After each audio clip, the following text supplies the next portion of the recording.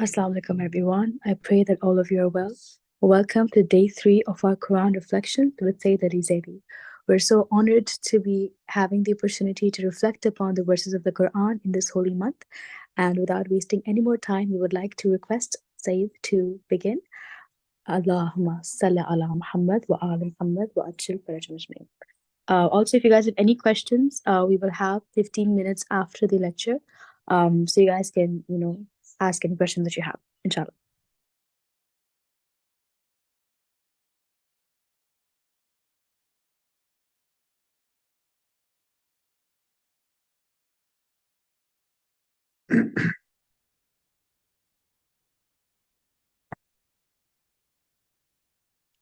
أعوذ بالله من الشيطان الرجيم بسم الله الرحمن الرحيم الحمد والثناء لله رب العالمين وصلى الله على سيدنا ونبينا بالقاسم المصطفى محمد اللهم صل على محمد وآل محمد وعجل فرجهم.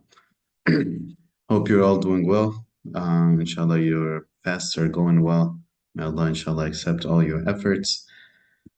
And give us all the tawfiq to inshallah be able to benefit from this holy month in the way that it's supposed to be benefited from. Inshallah, give us the tawfiq to be able to spend time with the Quran, to be able to build a true relationship with the Quran.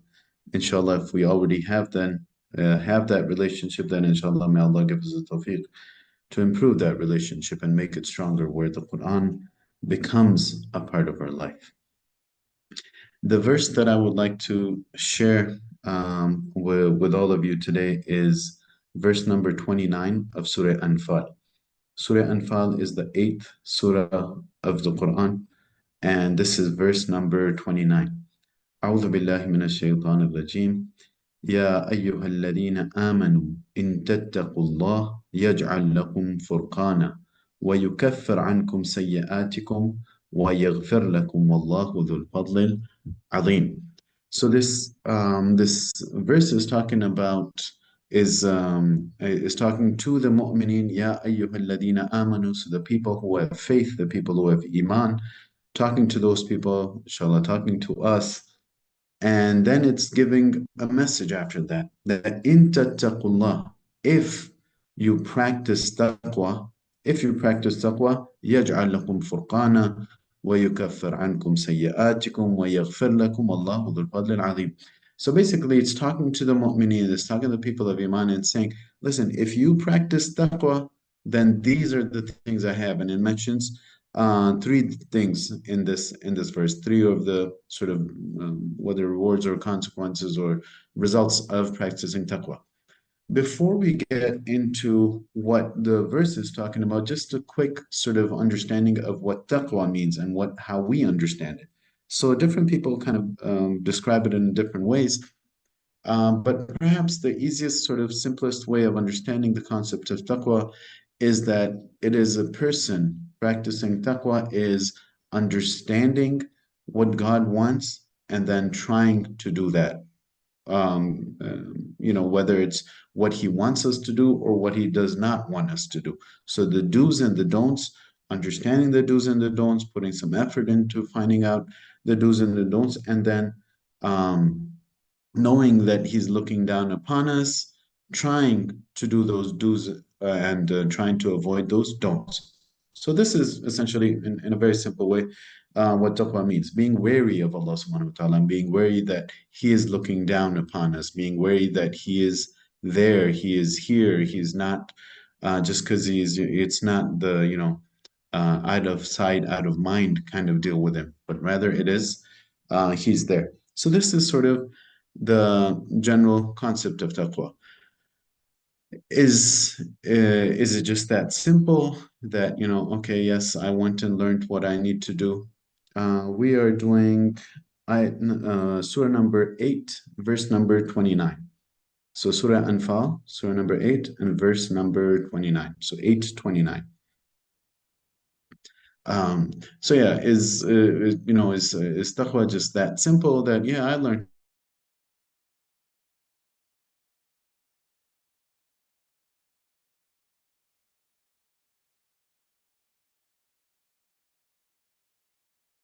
I practice those, so I'm someone practicing taqwa. The important thing over here is to know that taqwa has various levels, right? And what my purpose is to, because it's to get closer to Allah, get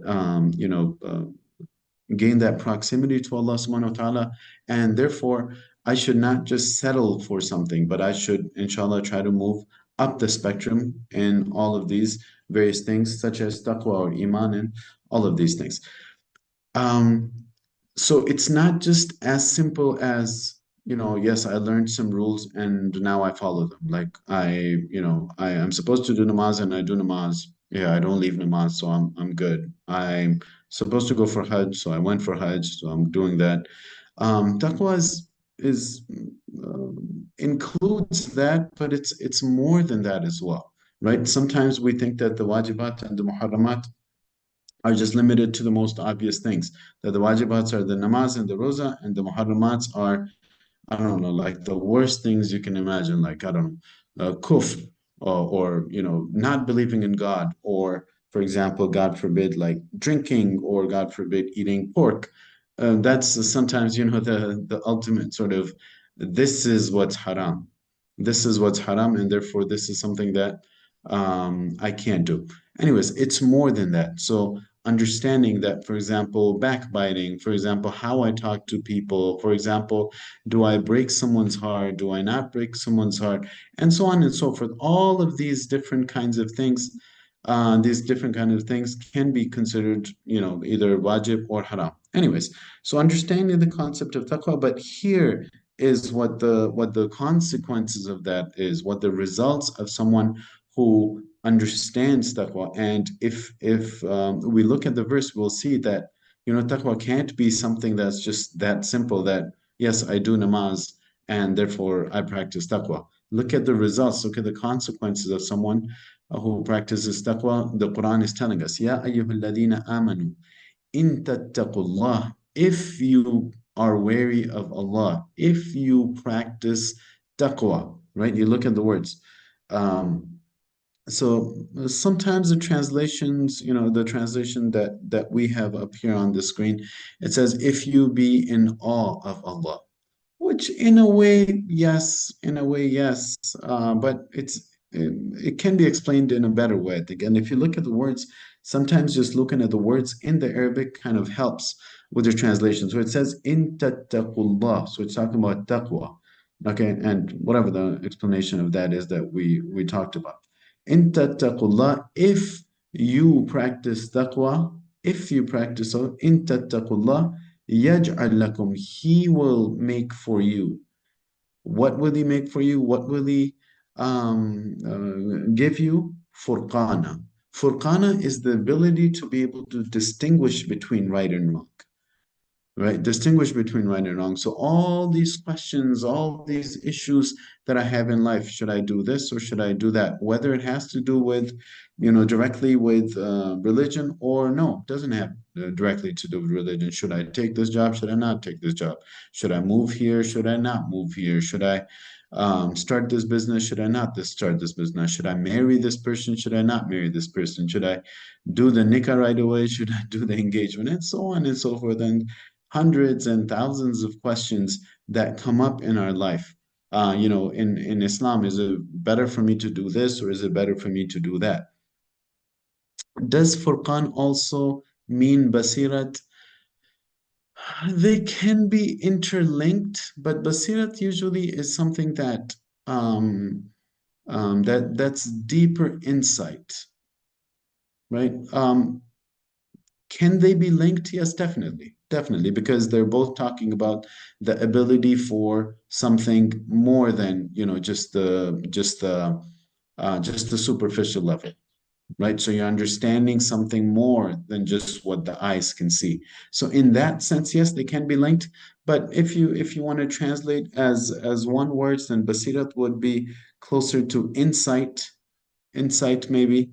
And the Furqan would be just the ability to be able to distinguish between right and wrong. And the way they would be linked is if someone has insight, then they'll be able to distinguish between right and wrong. Or if someone is able to distinguish between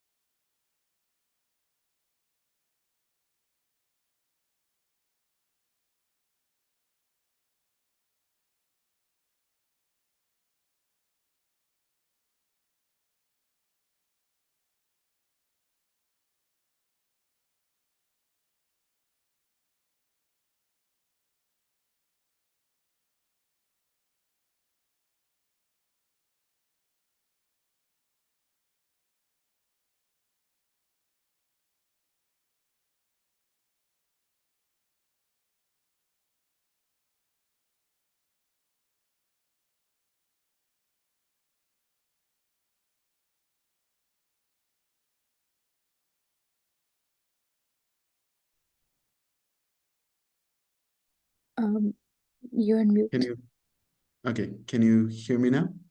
Yes, we can hear you. Okay, I'm not sure what happened. I lost connection for some reason. Anyways, يَجْعَلْ لَكُمْ فُرْقَانًا. So understanding that this it's almost like you have this, this, I don't know, AI or whatever you want to call it, that's with you, and you don't need to actually open an application. This is something that comes to you, being able to understand, should I do this or should I do that? Should I do this or should I do that? Should I go this way or should I go that way? Not only with regards to religious questions, but even with regards to life. And if we look into our life, right? If we look into our life and look through, go day by day or week by week or month by month of of what's going on in our life and the challenges that we have, we will realize that our life is full of questions. Our life is full of questions. Sometimes things are clear for us, other times they're not. And sometimes when the stakes are higher, it is a little more difficult to make those decisions or to know what the right thing to do is. Should I help this person or should I help that person? Should I go down this path or should I go down that path?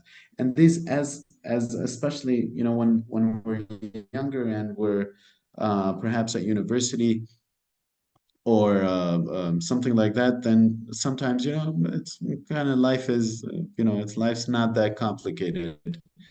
So I can, if life's not that complicated, then I can, I just kind of go with the flow. Even if my decisions were wrong, I don't really care about it. But once you start getting older and there's more responsibility and there's, people who are dependent on you and so on and so forth, and your decisions have a bearing on other people as well. And, it's life's not that easy and as not as flexible, I should say.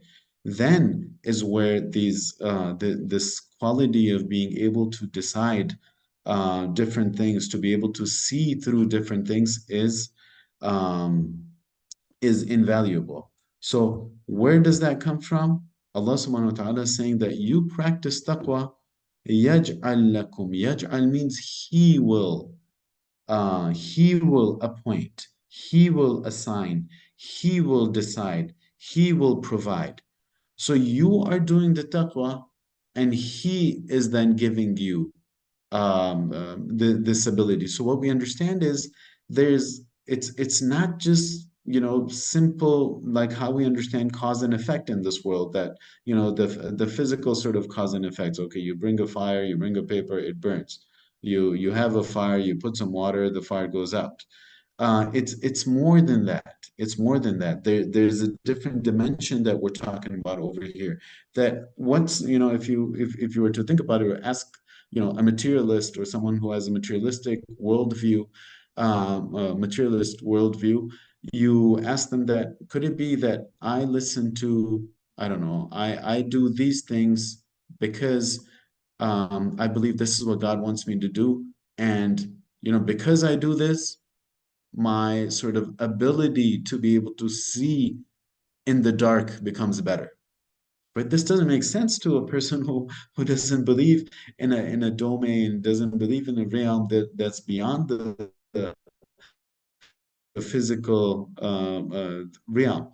It wouldn't make sense to them. But this is why the Quran, right at the start, right in Surah Baqarah, it's talking about الَّذِينَ يُؤْمِنُونَ بِالْغَيْبِ, the people who have iman, who have faith in the ghaib, who have faith in the unseen.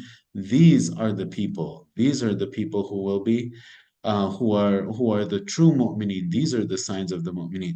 So understanding now, sometimes what happens is when we live in this world, we kind of, although we have iman, we believe in Allah, we believe in the Prophet, we believe in the Quran, we believe in all that, but sometimes our lifestyle starts looking similar to the lifestyle of those who don't believe in anything in the unseen, or anything that's beyond what our physical eyes, ears, whatever can reach. So that's something that's worth thinking about for me myself, that there is God's hand is in play.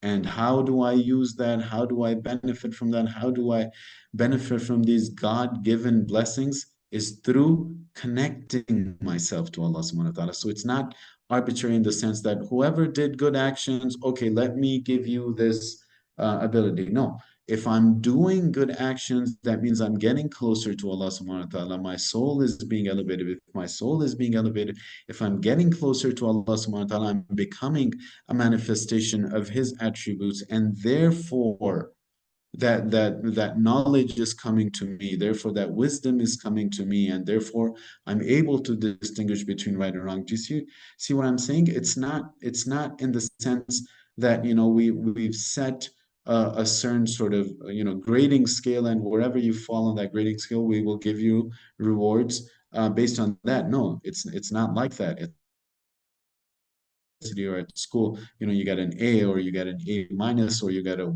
whatever it is, however, whatever the grading system might be. The teacher decides that anything above 90 is an A, anything between above 80 is a B, for example, anything but another teacher might say something else. So that's what I mean by it's not real in that sense. It's somewhat arbitrary, but our sort of soul and the status of our soul and how elevated it is, how close it is to Allah subhanahu wa ta'ala and these kind of things, and therefore its effects, these are not arbitrary things. These are things that come with my existence. These are existential things. These are things that exist. It's not arbitrary. It's real. It's haqiqi. So that's one of the points to remember, that if I do the right thing, then I will get these, inshallah, get these sort of consequences or results of that. So that's يَجْعَلْ لَكُمْ فُرْقَانًا. If it was just this and the Quran did not mention anything else, that, hey, if you practice taqwa, this is what we'll give you. This would have been enough. But the Quran goes further. وَيُكَفِّرْ عَنْكُمْ سَيِّئَاتِكُمْ. وَيُكَفِّرْ عَنْكُمْ سَيِّئَاتِكُمْ, meaning that we will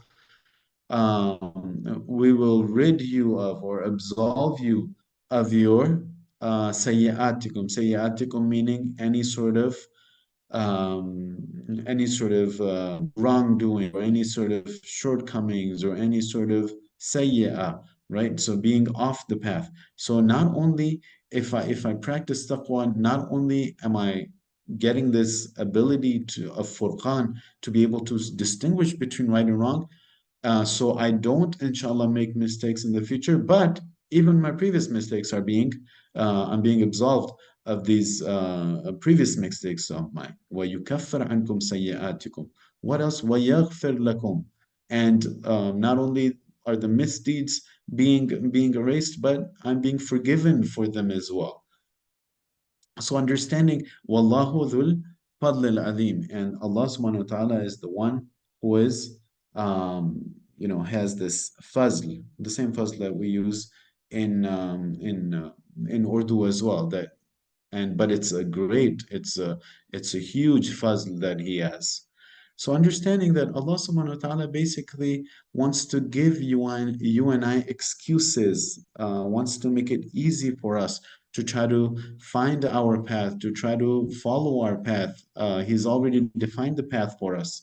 And understanding that these are things that relate directly to my purpose, directly to my purpose. This is why I've come in this world. This is why Allah has given me everything that He's given. And if I'm not able to do that, if I'm not able to do this, if I'm not able to practice taqwa, if I'm not able to understand the purpose, if I'm not able to understand the sort of guidelines that Allah has given me to live in this world by, then by that same proportion, I'm wasting my life, or I'm not fulfilling the purpose that I was created for. So understanding that the Quran is a book of guidance, the Quran is a book of cures for all my answers for all my issues, cures for all my illnesses, and this is one of the verses that truly gives a person hope, gives the person inspiration to be able to want to work harder, to be able to benefit from a lot of these rewards that are mentioned in here that will make my life easier. Not only make my life easier, that I'll be able to distinguish between right and wrong. So not only able to make my life easier, but also give me the rewards and put me on that path that I need to be on by forgiving any past mistakes that I've made, getting rid of any of those mistakes, forgiving me for all of those, and for my time after that, distinguishing, giving me the ability to be able to find the right path and make the right choices so I don't make any more mistakes, inshallah. And that is someone who will be, inshallah, on the path of Sirat al-Mustaqim, will be on the path of getting close to Allah and all the other things, right? All the other things, whether it's being able to gain the attention of the Imam of our time, whether it's being able to get closer to the Holy Prophet, get closer to Amir al-Mu'mineen, being able to attract their attention, being able to attract their shifa'ah, being able to attract their du'as. All of these things are part and parcel of the same recipe, which is the one we use to get close to Allah subhanahu wa ta'ala. They're not contradictory, they're not different, they're one and the same thing. We ask Allah subhanahu wa ta'ala, inshallah, to give us the tawfiq to be able to understand the concept of taqwa and inshallah practice it, especially during this holy month, inshallah. If there's any questions, I'm at your service. Not just questions, right? Sometimes people want to share their thoughts and stuff. So I personally would encourage you to do that as well. If someone has an idea that they would like to show or something that came into their mind after we discussed this, whatever it might be. So it doesn't necessarily only have to be questions. Any sort of thought that came to your mind, any experience that you've had that might help others understand it in a better way. Perhaps the way I said it maybe wasn't clear or I didn't do it the best job. That's okay. It's completely fine if someone else has a better way to explain it or their own personal experiences that maybe others can benefit from. So I think that would be appreciated if anyone would like to. Jazaka, I think I can go first. I have a question. So you mentioned about like Furqan and Basirat, right? So how can we trust that our Basirat and our Furqan is right and we're making the right decision? Like, how can we trust that? This is something that's supposed to be the result, right?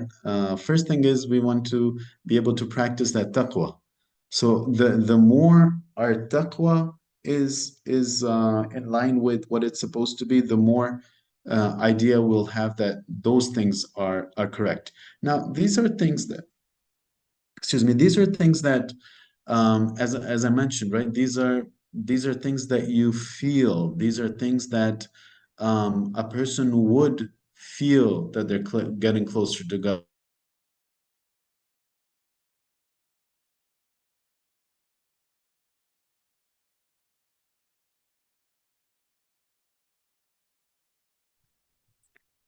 I think he is stuck. But in the meantime, if you guys have any questions, you guys can definitely like ask them in the chat.